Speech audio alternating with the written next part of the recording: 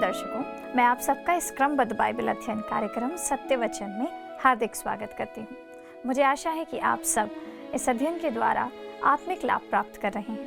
पिछले अध्ययन में हमने देखा इज़राइल के सारे पहलौठों परमेश्वर के लिए पवित्र ठहराए जाते हैं तथा बादल और आग के खंबे के अलौकिक मार्गदर्शन के द्वारा एताम तक यात्रा करना हमने पढ़ा। आज के अध्ययन में हम निर्गमन की पुस्तक के 14वें अध्याय का अध्ययन करेंगे, जिसमें हम सीखेंगे कि इज़राइली मूसा के नेतृत्व में लाल सागर पार करते हैं। फिरौन और उसकी सेना इज़राइलियों का पीछा करती है। मिस्र के ऊपर परमेश्वर की विजय होती है। तो आइए परमेश्वर के दास के द्वारा इन सब गहरी बातों को समझें। यह कार्यक्रम विशेष तौर पर ईसाई समुदाय के लिए बनाया गया है तथा यह पवित्र बाइबल की शिक्षाओं के आधार पर उनके विश्वास को मजबूत करने और आध्यात्मिक विकास को बढ़ावा देने के लिए बनाया गया है। हमारा उद्देश्य किसी दूसरे धर्म, पंथ, मत या विश्वास प्रणाली को उसकी आलोचना करना, उसका विरोध करना या उसे नीचे दिखाना नहीं है। हम सभी धर्मों और समुदायों का गहरा सम्मान करते हैं और इस कार्यक्रम में ऐसी कोई बात नहीं है जिसका उद्देश्य किसी की भावनाओं, विश्वास या आस्था को ठेस पहुंचाना या उनका अनादर करना हो। धन्यवाद।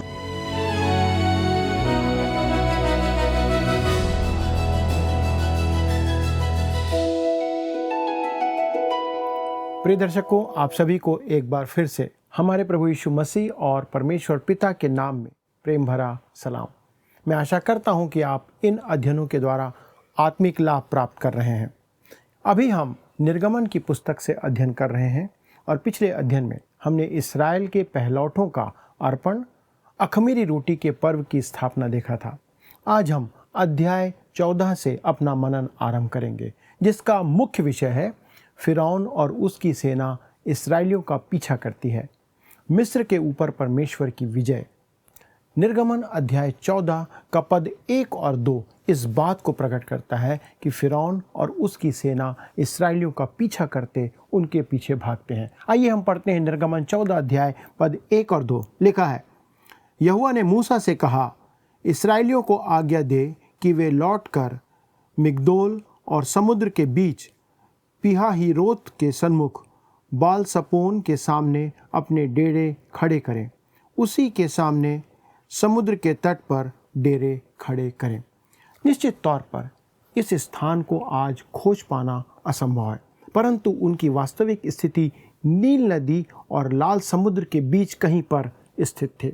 पद 3 में आगे लिखा है, तब फिरौन इस्राएलियों के विषय में सोचेगा, वे देश की उलझनों में फंसे हैं और जंगल में घिर गए हैं। दोस्तों, यहाँ पर आप देखते हैं कि फिरौन के गुप्तचर इस्राएल के लोगों पर नज़र रखे हुए थे। वे देख रहे थे कि वे कहाँ कहाँ जा रहे हैं। यद्यपि करीब 25 लाख लोगों की निगरानी करना, उन्हें छिपा करके रखना या उनके बारे में बताना असंभव काम रहा होगा, फिर भी फिरौन अपेक्षा कर रहा था कि इस्राएली इस समय समुद्र तट के रास्ते फिलिस्तीन से होते हुए आगे बढ़ रहे होंगे। परंतु जब उन्होंने जंगल की ओर रुख किया तो फिरौन को लगा कि वे रास्ता भटक गए हैं और उन्हें पता नहीं कि वे किधर जा रहे हैं। परमेश्वर ऐसे कहते हैं यहाँ पर कि जब फिरौन को ऐसा लगेगा कि वे लोग अर्थात इस्राएली लोग फंस गए हैं, भटक गए हैं, तब वह उनका पीछा करना आरंभ करेगा। और यह बात तो निश्चय है दोस्तों कि फिरौन ने इस्राएलियों को बिना इच्छा के दबाव में आकर जाने की अनुमति दी थी। हम सब इस बात को जानते हैं। अब तक परमेश्वर इस व्यक्ति फिरौन से संतुष्ट नहीं हुआ था। अब देखिए पद 4 में क्या लिखा है आगे, तब मैं फिरौन के मन को कठोर करूंगा और वह उनका पीछा करेगा। तब फिरौन और उसकी सारी सेना के द्वारा मेरी महिमा होगी और मिस्री जान लेंगे कि मैं यहोवा हूँ। और उन्होंने वैसा ही किया। आपको लगता होगा दोस्तों कि मिस्रियों ने अब तक पर्याप्त हानि झेल चुकी होगी, परंतु अब तो उससे भी कुछ गंभीर होने जा रहा था। इसके आगे जो कुछ होना था वो और ज़्यादा गंभीर था, जो उन्हें अब परमेश्वर के प्रति कायल करने जा रहा था। पद 5 से 7 में आगे लिखा है, जब मिस्र के राजा को यह समाचार मिला कि वे लोग भाग गए, तब फिरौन और उसके कर्मचारियों का मन उनके विरुद्ध पलट गया और वे कहने लगे, हमने यह क्या किया कि इस्राएलियों को अपनी दास्ता से छुटकारा देकर जाने दिया। तब उसने अपना रथ जुतवाया और अपनी सेना को संग लिया।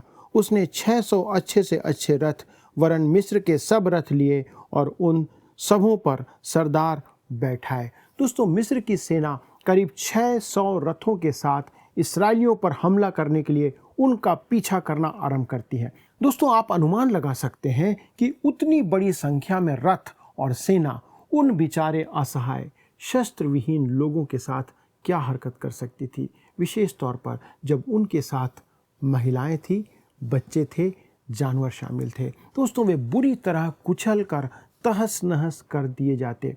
पद 8 से 10 में आप देखते हैं कि आगे क्या होता है।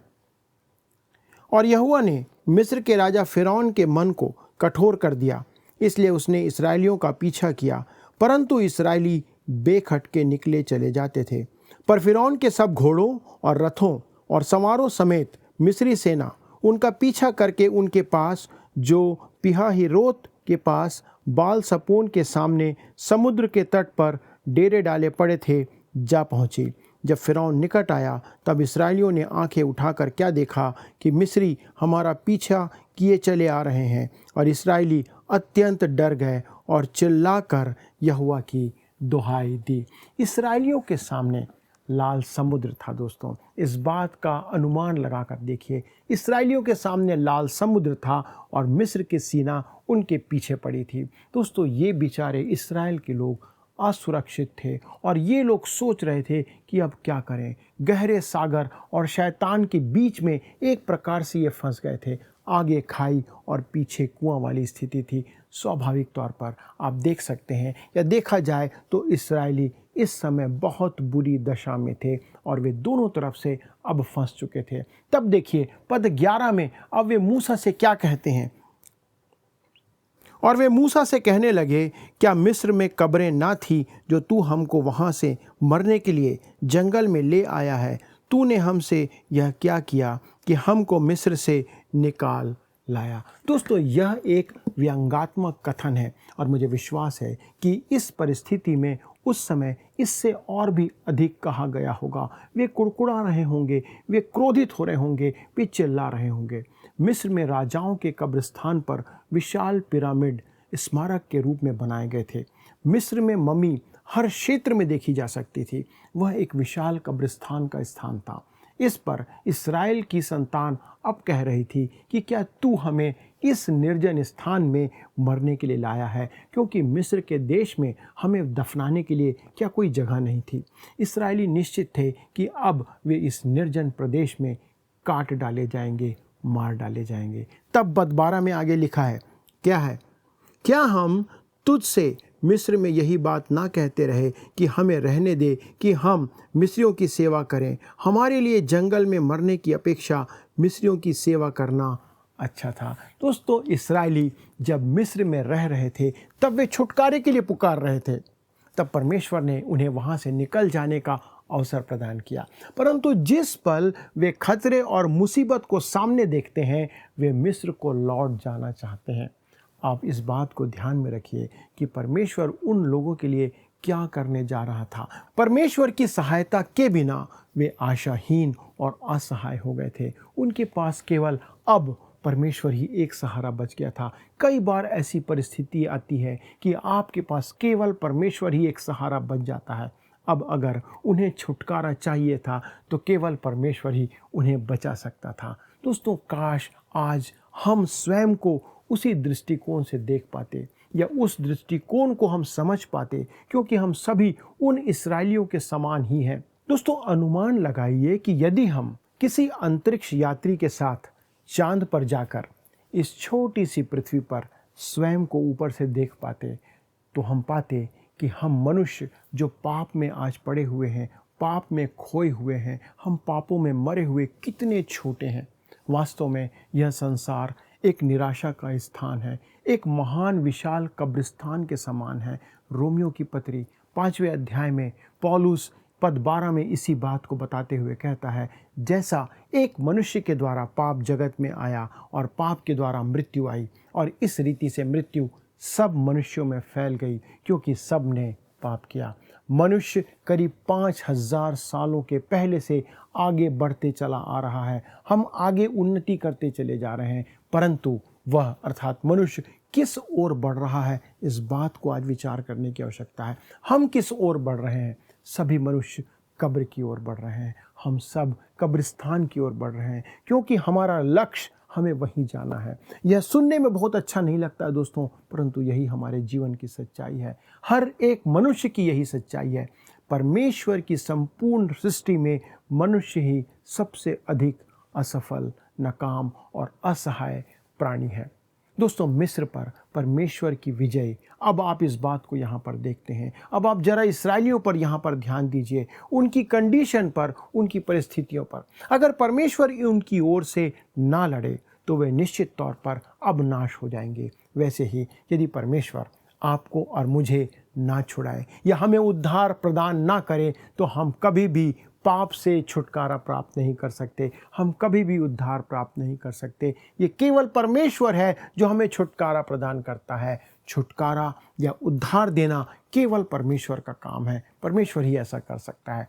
योना नबी की पुस्तक 2 अध्याय पद 9 में योना इस बात को कहता है, उद्धार यहोवा ही से है। दाऊद राजा ने भी इसी बात को कहा था और संपूर्ण नए नियम में यही संदेश है जो हमें दिया गया है। आप इस बात को अपने जहन में, अपने मन में हमेशा ठान कर रखिए। तब आइए देखते हैं पद 13 में आगे क्या लिखा है। मूसा ने लोगों से कहा, डरो मत, खड़े खड़े वह उद्धार का काम देखो जो यहोवा आज तुम्हारे लिए करेगा, क्योंकि जिन मिस्रियों को तुम आज देखते हो उनको फिर कभी ना देखोगे। परमेश्वर उनकी ओर से काम करने जा रहा था, लड़ने जा रहा था। उन्हें केवल एक काम करना था कि परमेश्वर द्वारा दिए गए उद्धार को स्वीकार करना था, ग्रहण करना था और विश्वास करना था। उन्हें केवल शांत होकर खड़े रहना था। बाकी सारा काम परमेश्वर करने जा रहा था। याद रखिएगा मित्रों, आप अपने उद्धार के कार्य में एक उंगली मात्र भी योगदान नहीं दे सकते। यदि आपका उद्धार हुआ है तो सब कुछ परमेश्वर ने किया है। आपको केवल इस काम में इतना करना है, जो कुछ परमेश्वर ने पहले से कर दिया है, ध्यान से सुनिए, जो कुछ परमेश्वर ने पहले से आपके लिए कर दिया है उसे आपको विश्वास के द्वारा ग्रहण करना है, स्वीकार करना है और सब कुछ परमेश्वर संभाल लेगा। तब पद 14 में आगे हम पढ़ते हैं, लिखा हुआ है, यहोवा आप ही तुम्हारे लिए लड़ेगा, इसलिए तुम चुपचाप रहो, कोई आवाज़ मत करो। परमेश्वर यहोवा तुम्हारे लिए लड़ने जा रहा है, आपके लिए परमेश्वर लड़ने जा रहा है। परमेश्वर अपने लोगों को उद्धार प्रदान करेगा तथा साथ ही साथ वह शांति भी उन्हें देगा जो पापों की क्षमा प्राप्त होने से मिलती है। जब आप शांति प्राप्त करते हैं, जब पापों की क्षमा प्राप्त करते हैं तो वो शांति आपके हृदय में आती है। तब पद 15 और 16 में आगे पढ़ते हैं, लिखा है, तब यहोवा ने मूसा से कहा, तू क्यों मेरी दुहाई दे रहा है? इसराइलियों को आज्ञा दे कि यहाँ से कूच करें, और तू अपनी लाठी उठाकर अपना हाथ समुद्र के ऊपर बढ़ा और वह 2 भाग हो जाएगा। तब इसराइली समुद्र के बीच होकर स्थल ही स्थल पर चले जाएंगे। हालेलुया। दोस्तों, इसराइलियों को शांत रहकर, चुपचाप रहकर परमेश्वर के उद्धार के काम को सिर्फ देखता रहना था, परंतु जब उद्धार हो जाएगा तब उन्हें उसकी आज्ञाओं को विश्वास के साथ मानना होगा। ये परमेश्वर कह रहा है। उनका विश्वास ही इस बात का प्रमाण होगा कि वे आगे जाएंगे या आगे नहीं जाएंगे। इसराइलियों के द्वारा लाल समुद्र को पार करने के अनेक प्राकृतिक और व्यवहारिक व्याख्याएं लोगों के द्वारा दी जाती है। सबसे पहले दोस्तों, मैं विश्वास करता हूं और मानता भी हूं कि बहुत से विश्वास योग्य पारंपरिक इतिहासकारों और धर्मशास्त्रियों ने यह साबित कर दिया है कि इस्राएल का मिस्र से प्रस्थान करना एक ऐतिहासिक घटना है। परंतु सबसे अधिक समस्या लोगों को यह विश्वास करने में होती है कि उन्होंने लाल समुद्र को कैसे पार किया होगा। वे जानते हैं कि उन्होंने लाल समुद्र पार किया, परंतु कैसे किया इस पर विश्वास नहीं करते। कोई कहता है कि तेज हवा पानी को पीछे ढकेल करके ले गई, जिस कारण वहां मार्ग बन गया। परंतु लिखा है, वचन के अंदर लिखा है कि उनके मार्ग के दोनों ओर पानी दीवार का सा काम देता था, पानी की दीवार बन गई थी। कुछ अन्य लोग कहते हैं कि किसी स्वाभाविक घटना के कारण समुद्र का पानी पीछे बह गया होगा, पीछे हट गया होगा और इस कारण लाल समुद्र में मार्ग बन गया होगा। कुछ अन्य लोग कहते हैं कि ठीक उसी पल एक बड़ा भूकंप आया होगा जिससे कि लाल समुद्र पार करने के लिए वहाँ से मार्ग बन गया होगा। दोस्तों, जिस बात को यहाँ पर हमें स्वीकार करना है, विश्वास करना है, मान कर चलना है, वो ये है कि परमेश्वर ने एक चमत्कार किया, एक मिरेकल परमेश्वर ने वहाँ किया। आप चाहे इसे स्वीकार करें या आप इसे स्वीकार ना करें, संसार इसे माने चाहे ना माने, परंतु परमेश्वर ने चमत्कार के द्वारा ही लाल समुद्र को 2 भागों में बांट दिया और इस्राएली, ध्यान दीजिए, इस्राएली लोग सूखी भूमि को वहां से चलते हुए पार करके निकल गए। जब इस्राएलियों ने लाल समुद्र को पार किया तब वे दूसरी ओर सूखे पैरों से पहुंचे थे, ना कि गीले पैरों से। उस समुद्र में इतना पानी नहीं बचा था जो उनके पैरों को भी गीला करता या उनके पैरों को नमी प्रदान करता। उनके पैर सूखे थे, सूखे पैर से वो पार किए थे। इस घटना को सीधे चमत्कार के अतिरिक्त किसी और तरीके से समझ पाना असंभव है और हमें इस बात पर विश्वास करना होगा कि यह एक चमत्कार है जो परमेश्वर ने किया। तब पद 17 में हम पढ़ते हैं, आगे लिखा है, और सुन, मैं आप मिस्रियों के मन को कठोर करता हूँ और वे वहाँ भी उनका पीछा करेंगे। तब फिरौन और उसकी सारी सेना और रथों और सवारों के विनाश द्वारा मेरी महिमा होगी। दोस्तों, अगर आप उस समय समुद्र के तट पर पानी के किनारे खड़े होते जब फिरौन इस्राएलियों का पीछा करते हुए लाल समुद्र को पार करने के लिए निकला था, तो आप संभवतः उससे कहते, फिरौन से कहते, मुझे लगता है कि तुम यह जानते हो कि तुम यह सब इसलिए कर रहे हो क्योंकि परमेश्वर के द्वारा तुम्हारे और तुम्हारे लोगों का हृदय कठोर कर दिया है, परंतु तुम वास्तव में ऐसा करना नहीं चाहते हो। दोस्तों, इस समय परमेश्वर ने उनका हृदय कठोर करके उन्हें उनके पीछे भागने को प्रेरित किया। लेकिन मैं सोचता हूँ कि आपके इस कथन पर फिरौन और उसकी सेना हंसती और ये जवाब देती, हम इस्राएलियों का पीछा इसलिए कर रहे हैं क्योंकि हम उनका पीछा करना चाहते हैं, ये हमारी इच्छा है। वास्तव में दोस्तों, सच्चाई ये है कि परमेश्वर मिस्रियों को वह करने के लिए अब मजबूर कर रहा था जो उनके मन और हृदय में समाया हुआ था। वे लोग इस्राएल के लोगों को छोड़ना नहीं चाहते थे, वे नहीं चाहते थे कि वे छोड़कर निकल जाएं। तब पद 18 से 21 में आगे हम पढ़ते हैं, लिखा हुआ है, और जब फिरौन और उसके रथों और सवारों पर विजय द्वारा मेरी महिमा होगी तब मिस्री जान लेंगे कि मैं यहोवा हूँ। तब परमेश्वर का दूत जो इस्राएली सेना के आगे आगे चला करता था जाकर उनके पीछे हो गया और बादल का खंभा उनके आगे से हटकर उनके पीछे जा ठहरा। इस प्रकार वह मिस्रियों की सेना और इस्राएलियों की सेना के बीच में आ गया और बादल और अंधकार तो था, तो भी रात को उन्हें प्रकाश मिलता रहा और वे रात भर एक दूसरे के पास ना आए। तब मूसा ने अपना हाथ समुद्र के ऊपर बढ़ाया और यहोवा ने रात भर प्रचंड पुरवाई चलाई और समुद्र 2 भाग करके जल ऐसा हटा दिया जिससे उसके बीच सूखी भूमि हो गई।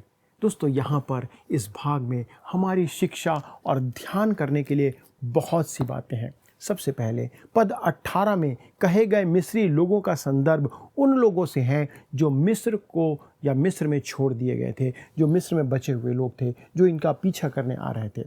इस्राएल के लोग सुरक्षित लाल समुद्र के पार उतर जाएंगे, परंतु फिरौन और उनकी सेना समुद्र के उस जल में मरने जा रही थी। तब मिस्र की भूमि में बचे हुए लोग ये जान लेंगे कि इस्राएल का परमेश्वर ही सच्चा परमेश्वर है, सच्चा प्रभु है। पद 19 में यहाँ पर जो लिखा है परमेश्वर का दूत, इसका उल्लेख किया गया है।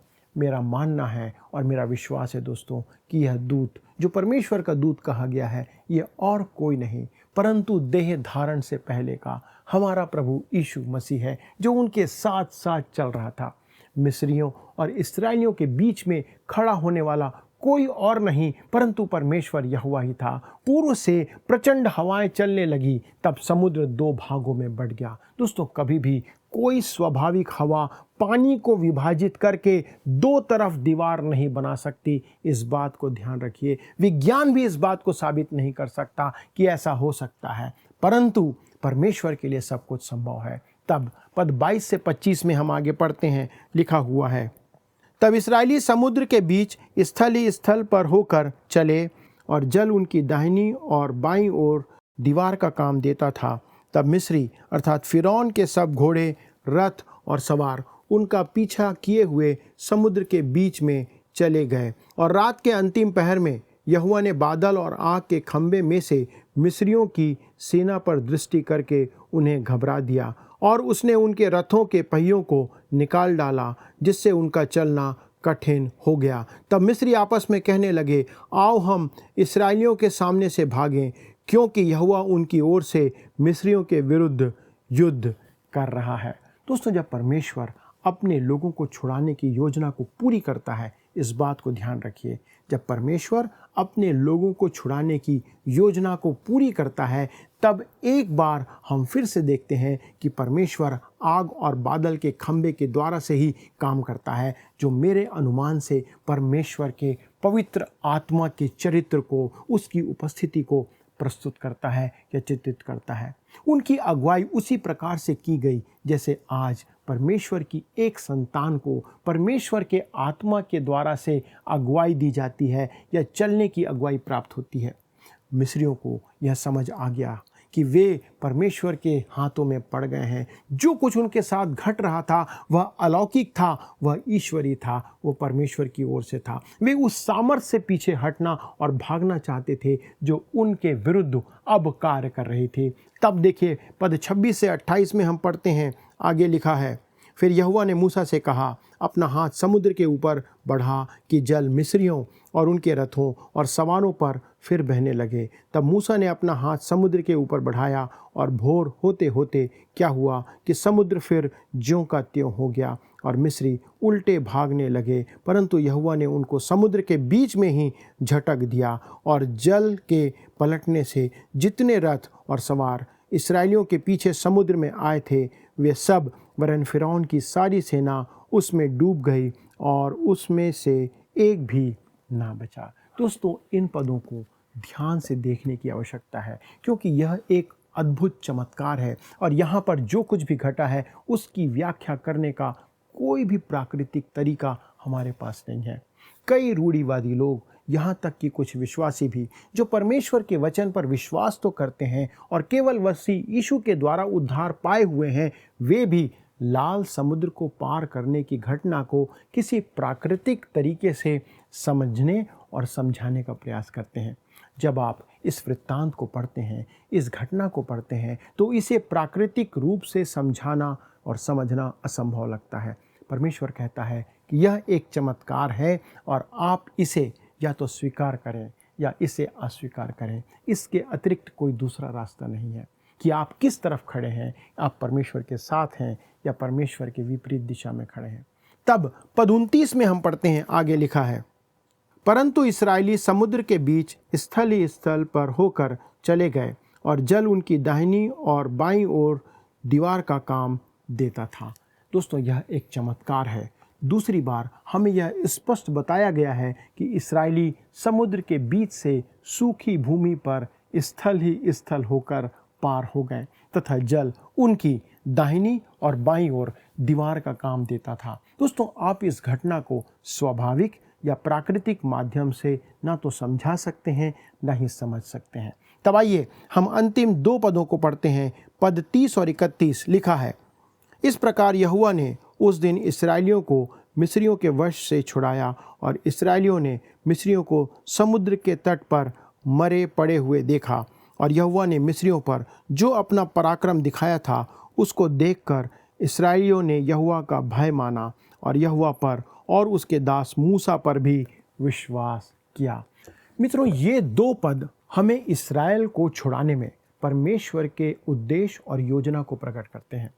अपनी मरुस्थल की उस जंगल की यात्रा के आरंभ में ही इस्राएलियों ने परमेश्वर की सामर्थ को काम करते हुए देखा था, जब परमेश्वर ने उन्हें लहू के द्वारा मिस्र में छुड़ाया था।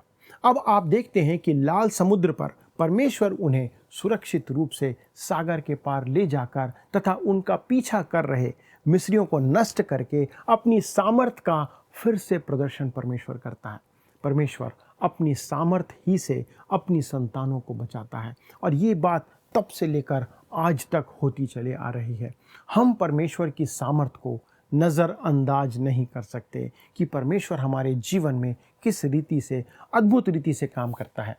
परमेश्वर के लिए सब कुछ संभव है, परंतु परमेश्वर हमारे जीवन में, आपके जीवन में अपनी महिमा को प्रकट करना चाहता है। क्या परमेश्वर के अद्भुत काम को आप अपने जीवन में देख पा रहे हैं?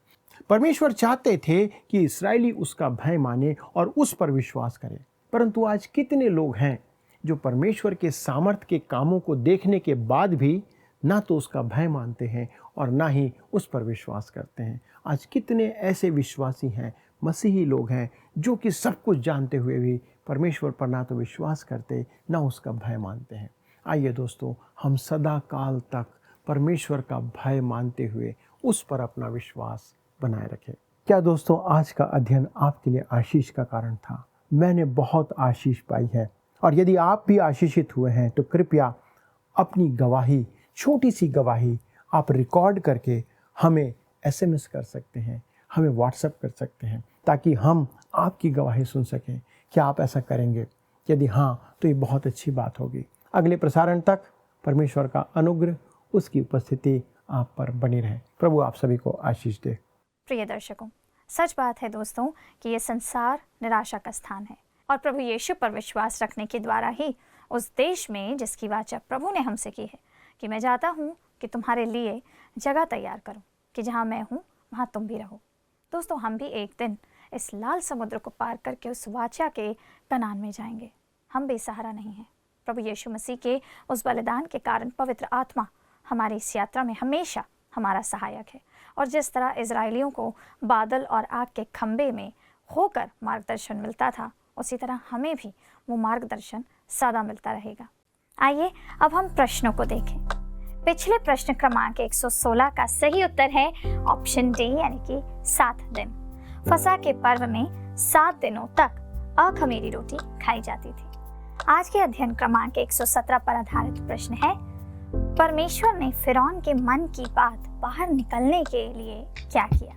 ऑप्शन ए, उसे मार डाला। ऑप्शन बी, उसको उसके हाल पर छोड़ दिया। ऑप्शन सी, उसके मन को कठोर कर दिया। या ऑप्शन डी, उससे मूसा के द्वारा बातें किया। मित्रों, इस प्रश्न का सही उत्तर हमें कल सुबह 6 बजे से पहले विकल्प A, B, C या D के साथ अपना नाम, पता और स्थान के साथ 9651433397 यानी कि 9651433397 पर SMS या WhatsApp के द्वारा भेज दीजिएगा। यदि आप इस अध्ययन को दोबारा सुनना चाहते हैं तो स्क्रीन पर दिए वर्ड रिसाउंड्स टुडे हिंदी लिखकर आप हमारे YouTube पर भी सुन सकते हैं। अधिक जानकारी और प्रार्थना के लिए आप दिए गए नंबर 9651433397 यानी कि 9651433397 पर कॉल कीजिए। हमारे परामर्शदाता आपकी सहायता अवश्य करेंगे। धन्यवाद। क्या आपको यह कार्यक्रम पसंद आया? अभी हमें एक मिस कॉल करें और आप अगले विजेता हो सकते हैं।